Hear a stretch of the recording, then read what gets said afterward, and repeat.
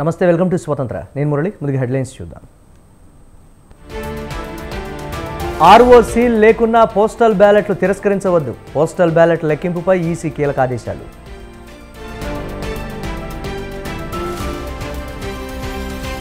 ఏపీలో ప్రశాంతంగా పోలింగ్ నిర్వహించడంలో ఈసీ విఫలం. ఎన్నికల కమిషన్పై మంత్రి కాకాణి సంచలన ఆరోపణ.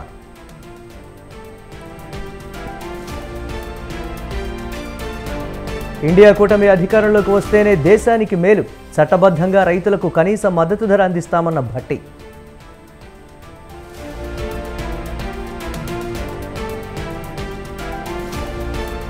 బీఆర్ఎస్ ఖాతాను వెంటనే ఫ్రీజ్ చేయాలి. 30 కోట్లతో ఓట్ల కొనుగోలుకు party తెరలేపిందన్న Raghunandan Rao.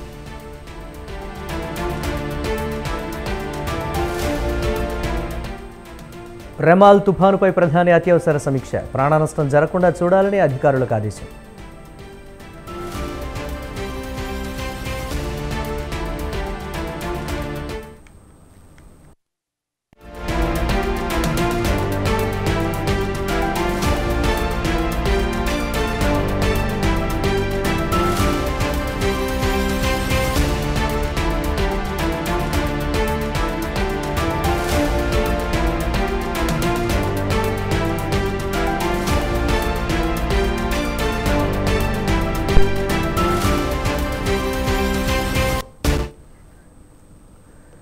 Break news చూస్తున్నాం. ఐపీఎల్ 2024 తుది అంకానికి చేరుకుంది. Sunrisers Hyderabad, Kolkata Knight Riders మధ్య తుది పోరు కొనసాగుతోంది. చెపాక్ స్టేడియం వేదికగా ఇరు జట్లు నువ్వా నేనా అంటూ తలపడుతున్నాయి. టాస్ గెలిచిన సన్ రైజర్స్ హైదరాబాద్ బ్యాటింగ్ ఎంచుకుంది.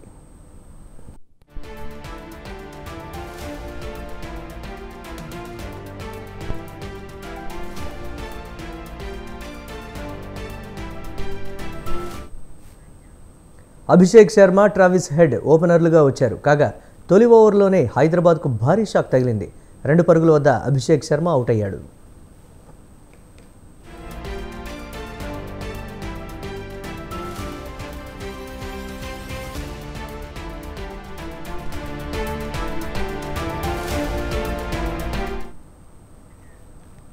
ఖమ్మం, వరంగల్, నల్గొండ పట్టభద్రుల ఎమ్మెల్సీ ఉప ఎన్నిక ప్రచారానికి తెరపడింది.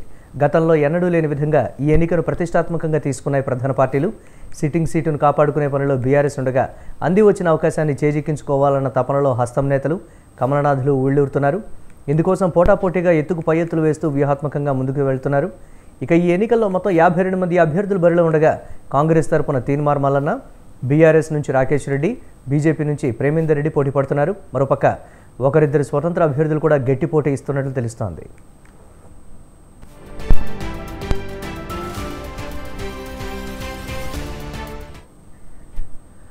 సాధారణ ఎన్నికలను తలపించేలా ఈసారి ఎమ్మెల్సీ ఎన్నికల ప్రచారం సాగింది.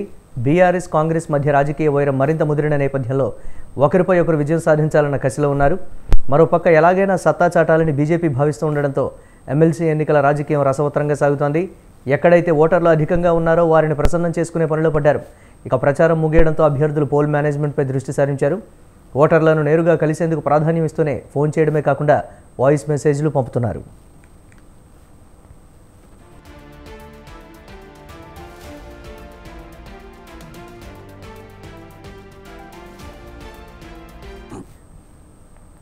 ఇక మరోపక్క రేపు జరిగే పట్టభద్రుల ఎమ్మెల్సీ ఉప ఎన్నిక కోసం ఖమ్మం, భద్రాద్రి కొత్తగూడెం జిల్లాల్లో ఏర్పాట్లను పూర్తి చేశారు అధికారులు. ఖమ్మం, వరంగల్, నల్గొండ జిల్లాల పరిధిలో మొత్తం 4,63,839 మంది ఓటర్లుండగా ఖమ్మం జిల్లా పరిధిలో మొత్తం 83,879 మంది, భద్రాద్రి కొత్తగూడెం జిల్లాలో 40,146 మంది ఓటర్లు ఉన్నారు. వీరి కోసం మండల కేంద్రాలు, పట్టణాల్లో పోలింగ్ కేంద్రాలను ఏర్పాటు చేశారు. ఖమ్మం జిల్లా పరిధిలో మొత్తం 118, జిల్లా కేంద్రంలో 57 పోలింగ్ కేంద్రాలను ఏర్పాటు చేశారు. అలాగే భద్రాద్రి కొత్తగూడెం జిల్లాలో 55 పోలింగ్ కేంద్రాలను ఏర్పాటు చేశారు. ఎలాంటి అవాంఛనీయ ఘటనలు జరగకుండా ముందస్తుగా పోలింగ్ కేంద్రాల వద్ద భద్రతను కట్టుదిట్టం చేశారు. పోలింగ్ అనంతరం నేరుగా బ్యాలెట్ బాక్సులను నల్గొండ స్ట్రాంగ్ రూమ్కు తరలించనున్నారు. జూన్ 5వ తేదీన ఓట్లు లెక్కించనున్నారు. ఖమ్మం, నల్గొండ ఎమ్మెల్సీ గ్రాడ్యుయేట్ కాన్స్టిట్యున్సీలో ఎలక్షన్ మనకి రేపు షెడ్యూల్ అయింది as per ECI guide lines. దీనిలో భాగంగా ఈ రోజు మన భద్రాద్రి కొత్తగూడెం జిల్లాలో రామచంద్ర డిగ్రీ కాలేజ్లో డిస్ట్రిబ్యూషన్ సెంటర్ అనేది పెట్టుకుని ఉన్నాము. జిల్లాలో మొత్తంగా 55 పోలింగ్ స్టేషన్స్ ఉన్నాయి. మనకి అబౌట్ 40,106 ఓటర్స్ ఉన్నారు. సో 23 మండల్స్ కాను 55 పోలింగ్ స్టేషన్స్ ఉన్నాయి. సో ఈ రోజు offer all the 55 polling station మనకి 10 సెక్టర్ ఆఫీసర్స్ గా మేము అపాయింట్ చేయడం జరిగింది అండ్ 22 రూట్స్ పెట్టడం జరిగింది. సో ఆ రూట్స్ లో కూడా ఈ రోజు ఆల్ ది పోలింగ్ పార్టీస్ కి కలిపి అబౌట్ 350 మెంబర్స్ ఇక్కడ పోలింగ్ మటీరియల్ పోల్ అనేది they will be participating for. సీఎంకు మంత్రులకు మధ్య దూరం పెరిగిందా? ముఖ్యమంత్రిపై విపక్షాలు మాటల దాడి చేస్తున్న మంత్రులు ఎందుకు సైలెంట్గా ఉంటున్నారు? తాము స్పందిస్తే సీఎంకు మైలేజ్ వస్తుందని మంత్రులు భావిస్తున్నారా, లేక విపక్షాల మాదిరిగానే మంత్రులకు రేవంత్ ప్రధాన టార్గెట్గా మారారా? ఇంతకీ తెలంగాణ కాంగ్రెస్ పార్టీలో ఏం జరుగుతోంది? Watch the story.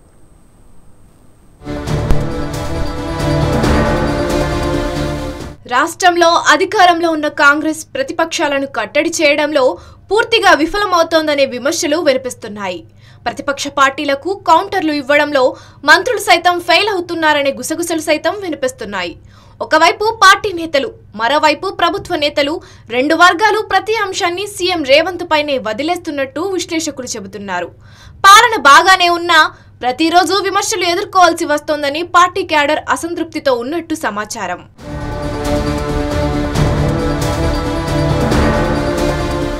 ప్రభుత్వ పాలనపై ప్రతిరోజు బీజేపీ, బీఆర్ఎస్ విమర్శనాస్త్రాలు వదులుతోంది. దీనికి చెక్ పెట్టడంలో ఇటు మంత్రులు గాని, అటు పార్టీలోని కీలక నేతలు గాని కౌంటర్ ఇవ్వడంలో ఇబ్బంది పడుతున్నట్టు కనిపిస్తోంది. ప్రభుత్వం ఏర్పడి 6 నెలలు కాకముందే ఇలాంటి పరిస్థితి ఉంటే భవిష్యత్తులో పార్టీకి ఇబ్బంది అవుతోందని క్షేత్రస్థాయి నేతలు అంటున్నారు. తమ శాఖలకు సంబంధించిన అంశాలపై ప్రతిపక్షాలు తీవ్రస్థాయిలో విమర్శలు చేసినా మంత్రులు తమకేమీ సంబంధం లేనట్టు సైలెంట్ గానే ఉంటున్నారు. మొన్నటి లోక్సభ ఎన్నికల ప్రచారంలోనూ ఇది స్పష్టంగా కనిపించిందని గాంధీ భవన్లో గుసగుసలు వినిపిస్తున్నాయి. అమిత్ షా ఫేక్ వీడియో విషయంలో పార్టీ చీఫ్, ప్రభుత్వ చీఫ్ గా ఉన్న రేవంత్ కు ఢిల్లీ పోలీసులు నోటీసులు ఇచ్చినా ఒకరిద్దరు మంత్రులు తప్ప మిగిలిన మంత్రులెవ్వరూ కనీసం స్పందించలేదు.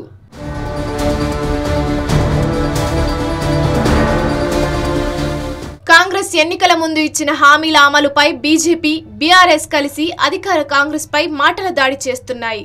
ముఖ్యంగా విద్యుత్, రుణమాఫీ, రైతు బంధు, ఎరువులు, ధాన్యం కొనుగోలు, నిరుద్యోగ భృతి, పంట బోనస్ తదితర అంశాలపై ఛాన్స్ దొరికినప్పుడల్లా బీఆర్ఎస్, బీజేపీ నేతలు విమర్శలు సంధిస్తున్నారు.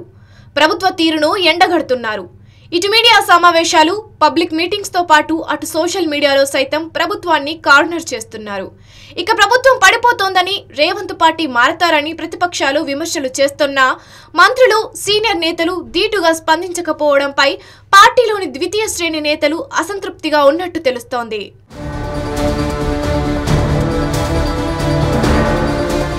మంత్రిత్వ శాఖలపై విపక్షాలు తీవ్ర స్థాయిలో విమర్శలు చేస్తున్నా సివిల్ సప్లైస్ శాఖ మంత్రి ఉత్తమ్ కుమార్ రెడ్డిపై వేల కోట్ల అవినీతి ఆరోపణలు చేస్తూ బీజేపీ, బీఆర్ఎస్ విమర్శలు సాగిస్తున్నాయి. రేవంత్ ట్యాక్స్, బట్టి ట్యాక్స్, ఉత్తమ్ ట్యాక్స్ అని వరుస ప్రెస్ మీట్లతో కాషాయ నేతలు హోరెత్తిస్తున్నా మంత్రులు మారు మాట్లాడడం లేదు. విద్యుత్ కోతలు, రైతుల సమస్యలు, ధాన్యం కొనుగోళ్లు, విత్తనాల కొరత, ప్రభుత్వ ఆసుపత్రుల్లో పవర్ ట్రిప్ వంటి అంశాలపై ప్రభుత్వాన్ని టార్గెట్ చేస్తున్నా ఆయా శాఖల మంత్రుల నుంచి కనీస స్పందన లేదు. దీంతో విపక్షాలు చేస్తున్న ఆరోపణల్లో నిజం లేకపోలేదని, నిప్పులేనిదే పొగరాదనే వ్యాఖ్యానాలు వినిపిస్తున్నాయి. ప్రభుత్వానికి చెడ్డ పేరు వస్తున్నా తమకేమిటి అన్నట్టు మంత్రుల వ్యవహార శైలి మారినట్టు తెలుస్తోంది. బీజేపీ, బీఆర్ఎస్ పై ఎదురుదాడి చేయడంలో వెనకడుగు వేస్తే పార్టీకి డ్యామేజ్ జరిగే ప్రమాదం ఉందని పార్టీలో సీరియస్ చర్చ జరుగుతున్నట్టు సమాచారం. తాము మద్దతిస్తే రేవంత్ క్రేజ్ పెరుగుతుందని కొందరు నేతలు ఆలోచిస్తున్నట్టు వార్తలు వస్తున్నాయి. అన్ని విమర్శలకు రేవంత్ కౌంటర్ ఇచ్చుకుంటారు.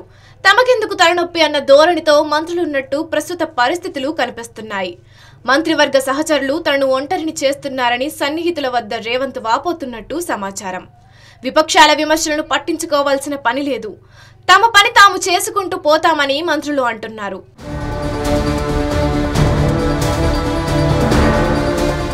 అయితే మంత్రుల మౌన వైఖరి, తటస్థ వైఖరి రేవంత్ రెడ్డిని ఇరకాటంలో పెడుతోంది. దీంతో మున్ముందు ఈ సమస్య ఎక్కడికి దారితీస్తోందో అని సగటు కాంగ్రెస్ కార్యకర్తలు ఆవేదన చెందుతున్నట్టు తెలుస్తోంది. బెగ్గింగ్ మాఫియాకు అడ్డాగా మారింది విశాఖ నగరం. ముక్కుపచ్చలారని అభంశుభం తెలియని చిన్నారులతో దీనికి సంబంధించి కంప్లీట్గా అక్కడ ముఠా ఏర్పడింది. ఆ వివరాలు చూద్దాం. వెళ్ళే సమయంలో ట్రాఫిక్ సిగ్నల్స్ దగ్గర అభంశుభం తెలియని చిన్నారులు భిక్షాటన చేస్తూ కనబడుతుంటారు. ఎర్రటి ఎండల్లో భిక్షాటన చేస్తూ మన దగ్గరికి వచ్చి వాళ్ళు డబ్బులు అడిగేటప్పుడు చాలా జాలి అనిపిస్తుంది. అలాంటి జాలి అనిపించే సమయంలో చిన్నారుల వెనకాల మహిళలు ఉంటారు. మహిళలు చేసే పని ఈరోజు స్వతంత్ర టీవీ బయటికి చూపిస్తుంది. అసలు మహిళలు ఈ యొక్క చిన్నారుల్ని రెంట్లకి తెస్తూ అభంశుభం తెలియని చిన్నారులతో ఎర్రటి ఎండల్లో భిక్షాటన చేయిస్తూ వేలాది రూపాయలు సంపాదిస్తున్నారు. చిన్నారుల్ని ఎక్కడెక్కడి నుంచో రెంట్లకి తెస్తూ వీళ్ళు అవసరాని కోసం, వీళ్ళు డబ్బులు కక్కుర్తి కోసం రోడ్లపై ఎర్రటి ఎండల్లో చిన్నారులకి చెప్పులు లేకుండా ప్రతి ఒక్క ఎవరైతే వెహికల్స్ పైన సిగ్నల్స్ పాయింట్స్ దగ్గర వెయిట్ చేస్తున్న వాళ్ళ దగ్గరికి వెళ్ళి ఈ యొక్క చిన్నారుల్ని, నోరు లేని చిన్నారులను తీసుకువెళ్ళి వాళ్ళతో పాటు భిక్షాటన చేయిస్తుంటారు. ఆ భిక్షాటన దేనికి చేయిస్తుంటారు? వీళ్ళు వెనకాల ఏ ముఠా ఉన్నది?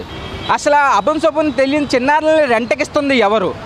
ఈ మహిళలు ఎక్కడి నుంచి రెంట్లకు తెస్తున్నారు ఈ యొక్క చిన్నారుల్ని? ఒక రోడ్డుకి అంకితం చేసి ఎర్రటి ఎండల్లో భిక్షాటన చేసే విధంగా కూడా మార్చే ముఠ ఎందుకు ఇది చేస్తుంది?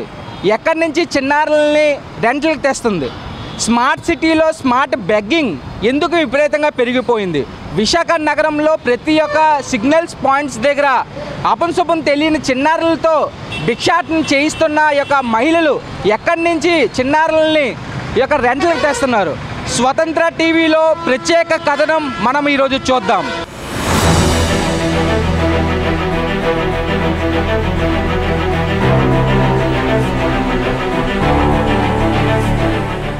విశాఖ నగరంలో బెట్టింగ్ మాఫియా రాజ్యమేలుతోంది. సిగ్నల్స్ వద్ద దీన స్థితిలో చిన్నారులు అమ్మ అయ్యా అంటూ అడుక్కుంటుంటే కడుపు తరుక్కుపోతోంది. ఆకలేస్తుంది సార్ అంటే కళ్ళల్లో కనికరం పుట్టుకొస్తోంది. అయితే ఇలా చేసేది వారి కడుపు నింపుకోవడానికి కాదు, బెట్టింగ్ మాఫియా జేబులు నింపడానికి. అనాథలుగా మారో పేదరికం కారణంగానో రోడ్డున పడి యాచిస్తే అది వేరు. కానీ చిన్నారులను టార్గెట్ చేసుకొని వారి భవితవ్యం ఏమవుతోంది? పొద్దంతా ఎండా వానలనక యాచక వృత్తికి దించితే వారి ఆరోగ్యం ఏమవుతుందన్న మానవత్వం మరిచి ఎక్కడి నుంచో చిన్నారులను రెంట్కు తీసుకువచ్చి ఎత్తుకువచ్చి వారిని యాచకులుగా మారుస్తోంది బెట్టింగ్ మాఫియా. ఇకపోతే ఈ కనికరం లేని దందాలో మహిళలు కూడా తమ వంతు పాత్ర పోషిస్తూ మాఫియా చేతిలో మగ్గిపోతున్నారు. మరికొందరు కిలాడి లేడీలైతే దందా కోసం చిన్నారులను రెంట్కు తీసుకువచ్చి మరీ భిక్షాటన చేయిస్తున్నారు. విశాఖ నగరంలో జంక్షన్స్, రోడ్ల మీద, జంక్షన్స్లోన ఫుట్పాత్ల మీద చిన్నపిల్లలు పట్టుకొని చాలామంది బెగ్గింగ్ చేసుకుంటున్నారు. వీళ్ళంతా ఇంట్లోంచి వచ్చిన వాళ్ళు చాలామంది అయితే కొంతమంది బొమ్మలు అమ్ముకుంటూ జంక్షన్లో ఉంటూ బొమ్మలు అమ్ముకుంటూ చిన్నపిల్లల్ని పట్టుకొని వాళ్ళు జీవనోపాధి కోసం చిన్నపిల్లల్ని వాడుకొని వాళ్ళతో బెగ్గింగ్ చేయిస్తున్నారు. వాళ్ళ ద్వారా వచ్చిన డబ్బులన్నీ వీళ్ళు గృహానికి వాడుకుంటున్నారు. నెక్స్ట్ వీళ్ళు అంతా బొమ్మలు అమ్ముకునే వాళ్ళు, నెక్స్ట్ ఈ తల మీద దేవుడు బొమ్మలు పెట్టుకొని అడుక్కుంటున్న వాళ్ళు, వీళ్ళందరూ కూడా ఒక టీం అన్నమాట. వీళ్ళందరూ కూడా మేము ప్రతిరోజు ఫీల్డ్ విజిట్స్కి వెళ్ళేటప్పుడు వీళ్ళని మేము చూస్తుంటాం అన్నమాట. చూసి చిన్నపిల్లల్ని పట్టుకొని అడుక్కున్న వాళ్ళకి కౌన్సిలింగ్ ఇచ్చి 1098కి కాల్ చేసి చిన్నపిల్లల్ని మేము చైల్డ్ లైన్ వాళ్ళకి అప్పచెప్తున్నాము. చంకన పిల్లతో దీనంగా యాచిస్తే మహిళల దృశ్యాలు నగరంలో ఏ కూడలి వద్ద చూసినా దర్శనమిస్తాయి. ఇలా అడుక్కునే వారిలో చాలా మంది నకిలీలే అన్న సంగతి చాలా మందికి తెలియదు. వీరిని ముందుంచి భిక్షం పేరుతో బిజినెస్ చేస్తున్న మాఫియా గురించి విన్న వాళ్లకు యాచక వృత్తి వెనుక పెద్ద మాఫియానే ఉందంటే మతులు పోవడం ఖాయం. ఈ బెగ్గింగ్ మాఫియా టర్న్ ఓవర్ ఏటా ఏకంగా 100 కోట్ల పైనే ఉంటుందన్న ఆరోపణలు వినిపిస్తున్నాయి. అయితే గతంలో ఇలాంటి దందాలను అరికట్టేందుకు ప్రభుత్వం ముస్కాన్ ఆపరేషన్ చేపట్టింది. భిక్షాటన చేస్తున్న పిల్లలను అదుపులోకి తీసుకొని ప్రభుత్వ చిల్డ్రన్స్ హోమ్కు తరలించడమే కాకుండా ఈ నేరాలకు బాధ్యులైన వారిని అరెస్టు చేసి కేసులు పెట్టింది. అయితే ఈ మధ్యకాలంలో పోలీసులు సైలెంట్ కావడంతో భిక్షాటన గ్యాంగులు యథేచ్ఛగా పిల్లలతో పలు ప్రాంతాలలో ట్రాఫిక్ జంక్షన్ల వద్ద భిక్షాటన కార్యక్రమాన్ని సాగిస్తున్నాయి. అయితే అవసరాల్లో ఉన్న వారిని, ఆపదల్లో ఉన్న వారికి కొంత సొమ్ము అప్పుగా ఇచ్చి యాచక కూలీలుగా మార్చుకుంటోంది బెట్టింగ్ మాఫియా. టార్గెట్లు పెట్టి మరీ ఇంత వసూలు చేయాలంటూ వేధిస్తోంది. అంత లేకపోతే చిత్రహింసలు పెడుతోంది ఈ మాఫియా. ఇవాళ విశాఖపట్నం అనేది బెగ్గింగ్ మాఫియాకి కాసుల వర్షం కురిపిస్తుంది. ఎందుకంటే మేము చూస్తున్నాము, రోజు 3 పూట్ల నగరంలో రెస్క్యూ ఆపరేషన్స్ చేస్తున్నాము. ఈ చుట్టుపక్కల కొన్ని మేము పనిచేసినటువంటి స్లమ్స్ ఉన్నాయి. తాడిచెట్లపాలెంలో అక్కడ ఈ చెంచులు ఎక్కువ మంది ఉన్నారు. వాళ్ళు ఒకప్పుడు వేటకి వెళ్ళేవాళ్ళు. సో వేట నిషేధించడం వల్ల వాళ్ళు ఉపాధి అనేది లేక అక్కడ ఉన్నటువంటి మహిళలు వాళ్ళకి అధిక సంతానం పిల్లల్ని తీసుకొని రోడ్ల మీదకి వచ్చి చిన్న చిన్న పిల్లలు పొత్తుల్లో ఉన్న పిల్లలను కూడా తీసుకొని వచ్చి ఒక్కొక్కరు 3-4 పిల్లలతోటి ప్రతి ట్రాఫిక్ సిగ్నల్ దగ్గర కూడా వీళ్ళు రోజంతా కూడా బెగ్గింగ్ చేస్తున్నారు. ఈ బెగ్గింగ్ అనేది ఒక ఉపాధిగా తయారైంది. వాళ్ళంతా కూడా దీనికి అలవాటు పడిపోయి వేరే పని కూడా వీళ్ళు పక్కన పెట్టి దీన్నే ఒక ఉపాధిగా పెట్టుకొని నగరంలో ప్రతిరోజు 24 గంటలు కూడా ఈ బెగ్గింగ్ అనే దాన్ని ఒక ఉపాధిగా చేసుకొని బ్రతుకుతున్నారు. విశాఖ జిల్లాలో 10,000 మంది యాచకులున్నారని, అందులో 90% ఇలాంటి నకిలీ బెగ్గర్లేనని ఒక ఎన్జిఓ సర్వేలో వెల్లడైంది. ఏ దిక్కు లేకనో కుటుంబాన్ని పోషించుకునేందుకో అడుక్కునేవారు 1000 మందే ఉంటారని గుర్తించింది ఈ సంస్థ. యాచకులుగా పనిచేస్తున్న వారిని బెగ్గింగ్ మాఫియా అసాంఘిక కార్యకలాపాలకు వినియోగిస్తోందని, సుపారీ దాడుల దగ్గర నుంచి గంజాయి, డ్రగ్స్ విక్రయించడం వరకు చాలా పనులకు వినియోగిస్తోందని తేలింది. బెగ్గింగ్ మాఫియాలో యాచక కూలీలు వారికి అప్పగించిన ప్రాంతాన్ని బట్టి రోజు 400 నుంచి 600 వరకు వసూలు చేస్తారు. ముఠా లీడర్లు ఆ సొమ్మును తీసుకొని రోజు 100 రూపాయల నుంచి 200 వరకు యాచకులకు మాత్రమే వారికి ఇస్తారు. ఈ వసూలు టార్గెట్లు, కూలీ మొత్తం కూడా ఒక్కో కూడలికి, పార్కులు, బస్టాండ్లను బట్టి మారుతుంది. మొత్తంగా బెగ్గింగ్ మాఫియాకు ఏటా 100 కోట్ల నుంచి 120 కోట్ల వరకు చిల్లర సమకూరుతోందని స్వచ్ఛంద సంస్థల ఫెడరేషన్ సర్వేలో వెల్లడైంది. సుమారు 10,000 మంది యాచకులు రోజు 400 రూపాయల చొప్పున వసూలు చేసి ఇస్తున్నారని, తద్వారా 40 లక్షలకు పైగా మాఫియాకు ఆదాయం వస్తోందని తెలిపింది. ఈ బెగ్గింగ్ మాఫియా ఆగడాలపై ప్రభుత్వం ప్రత్యేకంగా ఫోకస్ పెట్టాలని, బెగ్గర్ రీహాబిటేషన్ స్క్వాడ్ను ఏర్పాటు చేయాలని కోరుతున్నారు జనం. ప్రభుత్వం ఈ వ్యవహారంపై దృష్టి సారిస్తే సహకరించడానికి సిద్ధంగా ఉన్నామని పలు ఎన్జిఓలు కూడా చెబుతున్నాయి.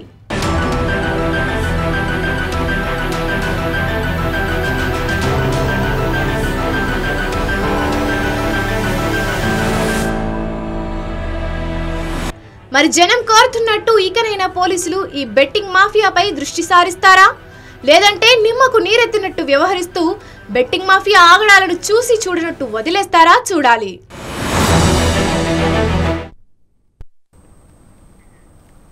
ఖరీఫ్ పంటకు అన్నదాతలు సిద్ధమయ్యారు. కాస్త ముందుగానే వరుణుడు చినుకులు కురిపించడంతో విత్తనాలకు పరిగెడుతున్నారు రైతులు. ఇదే అదునుగా వ్యాపారులు రెచ్చిపోతున్నారు. అధిక ధరలతో రైతులను నిండా ముంచేందుకు తెలివితేటలు ప్రదర్శిస్తున్నారు. ఖరీఫ్ సీజన్ ప్రారంభం కావడంతో 6 గాలం శ్రమించి దేశానికి అన్నం పెట్టే రైతులను ఆగం చేస్తున్నారు వ్యాపారస్తులు. వరంగల్ జిల్లాలో అక్కడక్కడ చినుకులు పడడంతో విత్తనాలు కొనుగోలుపై దృష్టి పెట్టారు రైతులు. సీడ్స్ కొనేందుకు దుకాణాల ముందు బారులు తీరారు. సీడ్స్ డిమాండ్ను గమనించిన వ్యాపారస్తులు ఇదే అదనుగా బ్లాక్లు అమ్ముతూ ఎక్కువ ధరకు విక్రయిస్తూ సొమ్ము చేసుకునే పనిలో పడ్డారు. దీంతో రైతు సంఘాలు ఆగ్రహం వ్యక్తం చేస్తూ జిల్లా కలెక్టర్కు ఫిర్యాదు చేశారు. దీనిపై స్పందించిన కలెక్టర్ సంబంధిత అధికారులకు సమగ్ర విచారణ జరిపించాలని ఆదేశించడంతో వరంగల్ జిల్లాలో సీడ్ షాపులపై కొరడా జిలిపిస్తున్నారు. అన్నదాతలను ఆగం చేస్తున్న వ్యాపారస్తుల పని పట్టేందుకు రంగంలోకి దిగారు జాయింట్ కలెక్టర్ ఉషాదయాల్. డీలర్ల వద్దకు వచ్చిన సీడ్ ఎంత, ఆ స్టాక్ ఏ షాపులకు ఎంత విక్రయించారు, ఆ షాపులలో ఆ స్టాక్ ఉందా, అమ్మేశారా అన్న కోణంలో దర్యాప్తు చేపట్టారు. ఇందులో భాగంగానే మార్కెట్లో అధికంగా అమ్ముడుపోయే 3 రకాల పత్తి విత్తనాలను గుర్తించిన అధికారులు ఆ విత్తనాలను ఏ షాపులు ఎంత స్టాక్ ఉంది, రైతులకు ఎంఆర్పీ రేటుకే ఇస్తున్నారా, అధిక ధరతో విక్రయిస్తున్నారా అని స్టాక్ బుక్లు చెక్ చేశారు. రైతులతో మాట్లాడి వివరాలు తెలుసుకున్నారు. ఇక్కడ బ్లాక్ మార్కెటింగ్ కూడా ఏదన్నా ఉందా అని కూడా చూడటం జరిగింది. అన్ని బిల్స్ కూడా చెక్ చేశాము. రిజిస్టర్స్ కూడా డీలర్స్ మెయింటైన్ చేయటం అని చెప్పడం జరిగింది. రైతులకు ఏ రైతులకు ఇస్తున్నారు పత్తి ప్యాకెట్లు, లాట్ నెంబర్ వాళ్ళు మెన్షన్ చేస్తున్నారా, ఏ డీలరు ఎంత మంది రైతులకి ఎన్ని ప్యాకెట్లు ఎన్ని వెరైటీస్ అమ్మారు అనేది ఒక చక్కటి లెక్క మనకి. అలాగే రేటు బ్యానర్ ఒకటి, అలాగే రైతులు విత్తనాలు కొనుగోలులో తీసుకోవాల్సిన జాగ్రత్తలు ఒకటి డీలర్స్ అందరికి కూడా చెప్పడం జరిగింది. ఎక్కడ కానీ బ్లాక్ మార్కెట్ చేయకూడదు, ఉన్నా కూడా విత్తనాలు లేవని చెప్పకూడదు. ఇవన్నీ కూడా ఇక్కడ చెప్తే మాత్రం చట్టపరమైన చర్యలు తీసుకుంటామని చెప్పడం జరిగింది. ఇదిలా ఉంటే రైతుకు అవసరం లేకపోయినా వేరే విత్తనాలను అంటగడుతున్నారు వ్యాపారస్తులు. రైతు డిమాండ్ చేసిన సీడ్ ఇవ్వాలంటే తాము చెప్పినట్టు వేరే విత్తనాలు కూడా కొనాల్సిందేనని బ్లాక్ మెయిల్ చేస్తున్నారు. మరికొందరు సీడ్ రేట్ ఒక ధర ఉంటే దానికంటే అధిక రేటుతో విక్రయించి సొమ్ము చేసుకుంటున్నారు. ఇక రైతులు డిమాండ్ చేస్తున్న 3 రకాల పత్తి విత్తనాల ధరలు స్టాక్ బోర్డులో ఎక్కడ ఉండడం లేదు. దీంతో దుకాణదారుడు ఎంత చెప్తే అంత రేటుతో కొనాల్సి వస్తుందని రైతులు వాపోతున్నారు. దీంతో వ్యాపారస్తులు బ్లాక్ విత్తనాలు విక్రయిస్తే కఠిన చర్యలు తప్పవంటున్నారు అధికారులు. ₹1 కూడా అధిక ధరకు అమ్మేది లేదని, అలా కాదని రైతులను ముంచితే చట్టరీత్యా చర్యలు తీసుకుంటామని హెచ్చరిస్తున్నారు. మరి ఇకనైనా వ్యాపారస్తులు తమ బుద్ధిని మార్చుకుంటారా, లేదంటే అధికారుల మాటను పెడచేవిన పెట్టి తమ దందా తాము నడిపించుకుంటారా చూడాలి. మరి 10వ తరగతిలో ఉత్తమ ప్రతిభ కనబరిచిన విద్యార్థులకు జూన్ 9న బిర్లా ఆడిటోరియంలో పురస్కారాల ప్రధానోత్సవం నిర్వహిస్తున్నట్లు రాష్ట్ర వీరశైవ లింగాయత్ బలిజ అధ్యక్షులు సంగమేశ్వర్ తెలిపారు. సోమాజిగూడ ప్రెస్ క్లబ్లో ఇందుకు సంబంధించిన కరపత్రాన్ని ఆవిష్కరించారు. యువజన విభాగం ఆధ్వర్యంలో ప్రతిభా పురస్కారాల ప్రధానోత్సవం నిర్వహించడం అభినందనీయమని సంగమేశ్వర్ అన్నారు. ఇలాంటి కార్యక్రమాలు విద్యార్థులకు మరింత ప్రోత్సాహాన్ని ఇస్తాయని అన్నారు. చక్కగా ఈ రాష్ట్రంలో ఎవరు కూడా ఇంత చక్కటి కార్యక్రమం నిర్వహించలేరనే విధంగా మనము నిర్వహించాలని చెప్పి తెలియజేస్తూ ఉన్నాం. మరి ఈ కార్యక్రమంలో పాల్గొంటున్న చాలామంది పెద్దలు, శివ కానీ, డాక్టర్ శివప్ప కానీ, మరి రాజప్ప కానీ, అట్లానే భరత్ కానీ, ఇంకా మహబూబ్నగర్ జనరల్ కమిటీ సభ్యులైన శివకుమార్ కానీ, మరి ఇంకా శివశరణ్ కానీ. జేడీయూ అధినేత బీహార్ సీఎం నితీష్ కుమార్ నోరు జారారు. పాట్నాలో జరిగిన ఎన్నికల సభలో పాల్గొన్న ఆయన అనుకోకుండా ప్రధాని మోదీ మళ్లీ ముఖ్యమంత్రి కావాలని కోరుకుంటున్నట్లు చెప్పారు. ఈసారి ఎన్నికల్లో ఎన్డీఏ 400 సీట్లు గెలుస్తుందని ధీమా వ్యక్తం చేశారు. తాము భారత్ అంతటా 400 సీట్లకు పైగా గెలవాలని అనుకుంటున్నామని అన్నారు. మోదీ మళ్లీ ముఖ్యమంత్రి కావాలి, అప్పుడు భారతదేశం అభివృద్ధి చెందుతుందని నోరు జారారు. देश भर में 400 से भी ज्यादा सीट जीते और आदरणीय नरेंद्र मोदी जी फिर मुख्यमंत्री बने, देश का विकास हो, बिहार का विकास हो, सब कुछ हो। नरेंद्र मोदी प्रधानमंत्री तो है, वो तो प्रधानमंत्री तो रहबे करेंगे, तो उसके बाद हम तो यही कह रहे हैं कि वही आगे बढ़ेंगे। तो इसीलिए हम लोग तो यही चाहते हैं कि यही करना है। आइए काम समझ लीजिए, एक एक तरह से रविशंकर जी ये काफी